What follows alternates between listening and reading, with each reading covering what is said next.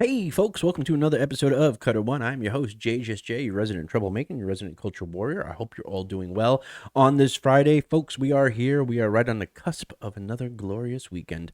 Um, thank the gods. That's all I have to say about that one. Anyway, I hope you're all doing well. I hope you've all had a good week, and it's been a good week. So the previous video was about Eowyn and her moment with the Witch King, and the leader of the Nazgul and stuff like that, and the potential. We have a visit from an old friend. We have the Naz girls making another appearance here on the show. Right? So let's check it out. And this is coming to us from the folks over at CBR.com. They are on a roll today. And this is also from Blake Hawkins. The previous video was also from an article from Blake Hawkins from literally like 2 hours after this one came out. It says Rings of Power's white-cloaked witches are still a major threat. From Adar to Sauron, the Rings of Pewter has a lot of villains in Season 2, but fans can't forget that the white-cloaked mystics are still a threat. And I just love that picture. Like, okay, the girl in the middle, right? I'm not talking about Feminem, right? I'm talking about the girl in the middle. What is that on her head? Like, she looks like a Thundercat. Or she's looking like she's cosplaying as a Thundercat. Am I the only one that's seeing it that way? All right, anyway, let's get into the story. All right, going into the Rings of Pewter, there were a lot of unknowns. For instance, the series' timeline was a matter of question, and everyone wanted to know why Galadriel was wearing armor with Feanor's crest on it. Both of those things were important, and what happens to Adar in Season 2 will also be important. Yet, there's no doubt that the biggest mystery in Season 1 was the identity of the stranger. For the longest time, viewers simply assumed he was the Dark Lord Sauron, but they were totally wrong. Close that. Episode 8, Alloyed, showed that Howbland was Sauron, with Guy Ladriel lying about his identity. And the stranger was actually one of the Astari. The thing is, it wasn't just viewers who thought that the stranger was Sauron. The white-cloaked witches also assumed that he was the Dark Lord. They approached him in the season finale and tried to convince him that he was Sauron. But the stranger humiliated them. Using his natural power, he seemingly destroyed the witches. But that might not be the case after all. Dun dun dun! The white-cloaked mystics were priestesses of Melkor. When the witches appeared in the Rings of Pewter's trailers, some fans thought one of them could be Sauron in disguise. However, Amazon quickly clarified their identities. The three witches became known as mystics. Their names were the Ascetic, the Nomad, and the Dweller. Yeah. However, there still wasn't a lot of information about them. They hailed from the eastern land of Rhûn and had a staff that looked mysteriously like the Eye of Sauron. They were also clearly skilled in some kind of evil magic. Given their power and their religious-looking attire, it's probable that the mystics were part of the cult of Melkor. That's a blanket term for multiple religious cults that worship the original Dark Lord of Middle-earth. If the mystics were part of the cult of Melkor, it would explain their magic skills and affiliation with fire. It would also explain why they were looking for Sauron. He was Morgoth's top servant. Thus, his return would have been hailed as a new beginning and the reemergence of darkness in Middle-earth. Except there's one problem. There is no cult of Melkor. Not in the classic sense. What the mystics would probably closer be like would be one of the cults that rose up, that the Blue Wizards were supposed to try and quash out. And those weren't cults of Melkor. They were actually referred to as Sauronites. And you can look this up. You can Google this. Sauronites. So it's the cult of Melkor is sort of like a generic made up term. It's just like saying, like, the dark side, You know what I mean? It's very generic, very, I don't know how applicable it is. But anyway, I digress here. I'm getting a little nitpicky, sorry.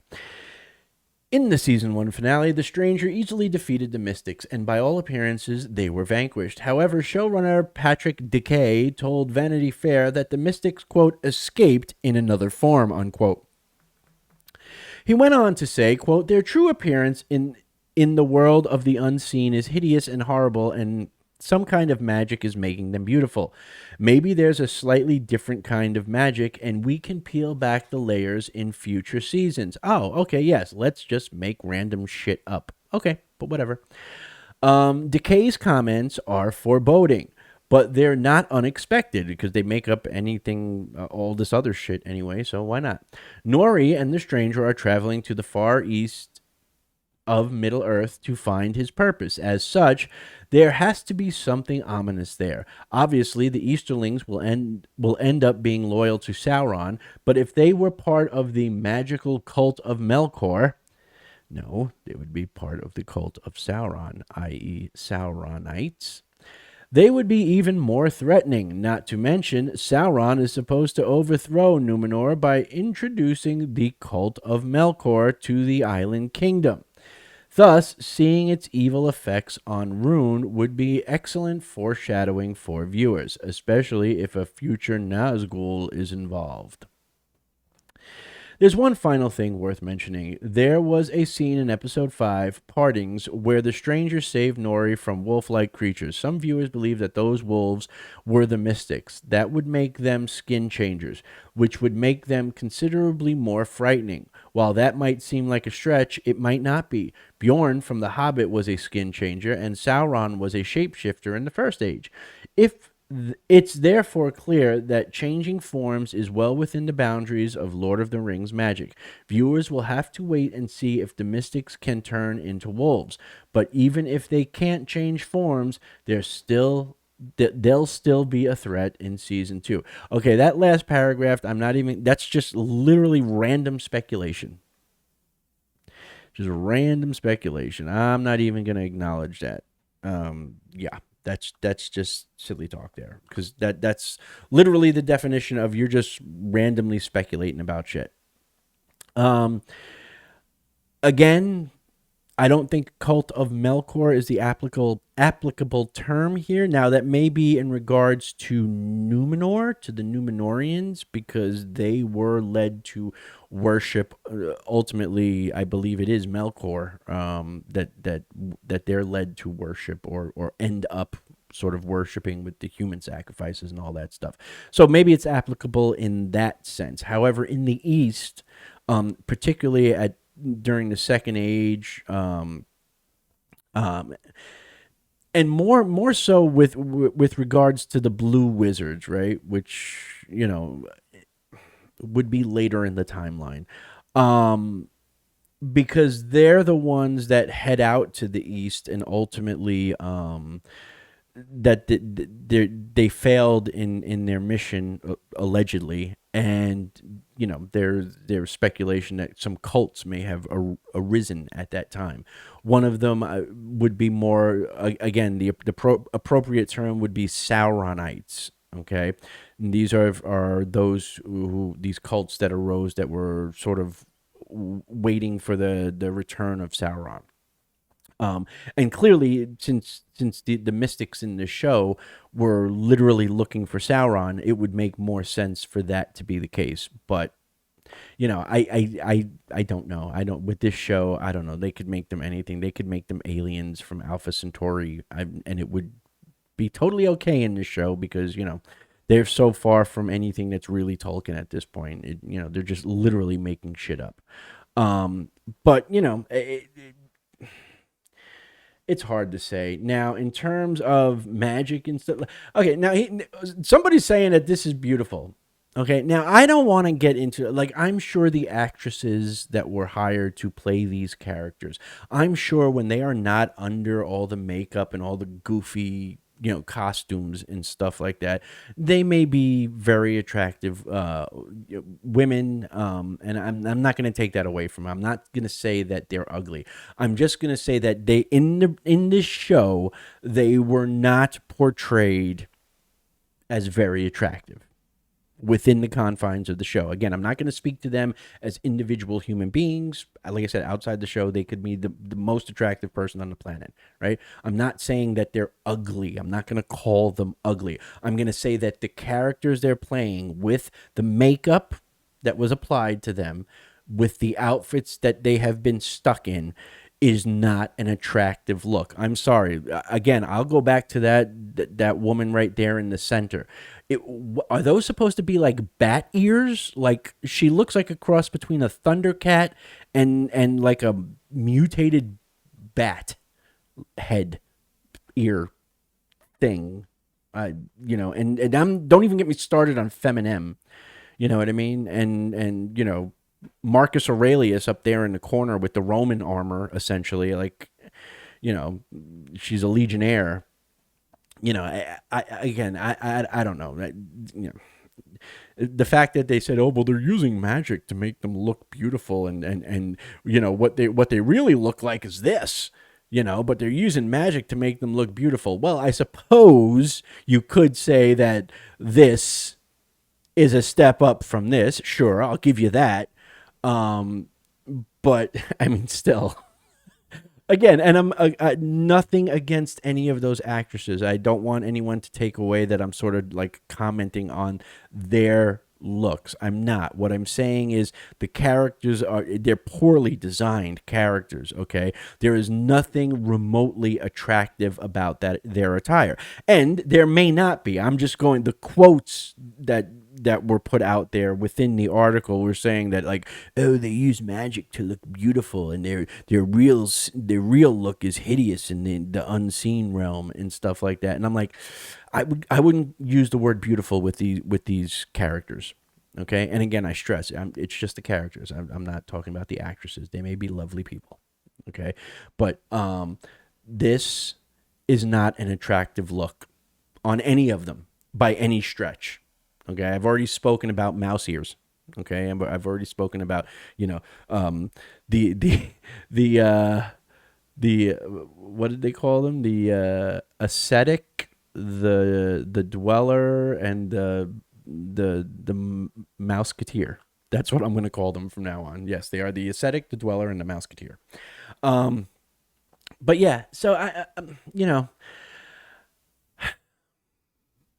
I do think we're going to see them again in season 2. I do think we're going to see them again in season 2.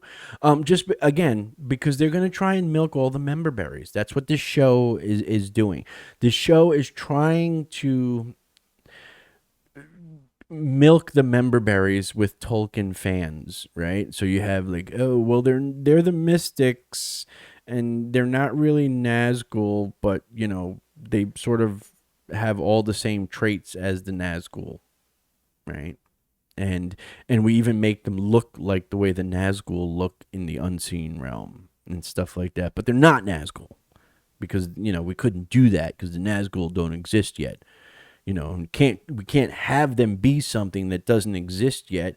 That would be like, next thing you know, we're gonna all do all sorts of crazy nonsense. Like, I don't know, maybe bring Galadriel's husband and daughter back into the show, like. That's coming. Anyway, so yeah, I just thought it was an interesting article. Again, this whole cult of Melkor, that's just like saying they're on the dark side. Like, I don't like the term because it's so generic and specific at the same time. It's a cult, yes, of evil, yes, but I don't know if it's applicable because it may not have anything to do with Melkor. Clearly, the mystics are more interested in Sauron, right? So that would make them more followers of that would make them Sauronites. And like I said, that's a term. That's a term that's used. You can Google it. And they were people who worship Sauron, right? And we're waiting for Sauron's return. And so I would call them more that than use the term cult of Melkor. I think cult of Melkor. I think Blake's using that to try and just get some cred with Tolkien fans. He actually knows what he's talking about, but what do I know? Anyway, guys, that's gonna do it for this one. Let me know what you think down in the comment section below. Do you think we're gonna see the Naz girls again? I hope so. I hope so. I want to make more fun of them. They were the first thing that I made fun of on the show, and I will continue to do so. So let me know what you think down in the comment section below. If we're gonna see more Naz girls, like I said, the ascetic, the what was it? The ascetic, the blah blah blah. I don't know. This is like I'm. Oh yeah, the ascetic, the nomad, and the mouseketeer. That's what I'm going with from now on. The ascetic, the nomad, and the mouseketeer. Anyway, guys, let me know what you think down in the comment section below. Remember, if you like the video, If you want to share the video, by all means, do so. It gets us seen. It gets us out there. It gets the YouTube algorithm helping to push it out to the public. If you have not subscribed, I would hope that you would consider subscribing to the channel and joining the army of beautiful badasses as we hold the line, protecting Professor Tolkien and his works, as well as other works of high fantasy in the genre. And if you are a returning subscriber, as always, I thank you from the bottom of my heart for joining me on this adventure that we're going on as we protect Professor Tolkien from the Naz girls, from Mickey Mouse, Spice, and Feminem. Anyway, that's all I got for right now, guys. All right, have a good one. Remember to be good, be awesome, be safe, but more importantly, stay more dorkish. I'll see you on the next one. Peace.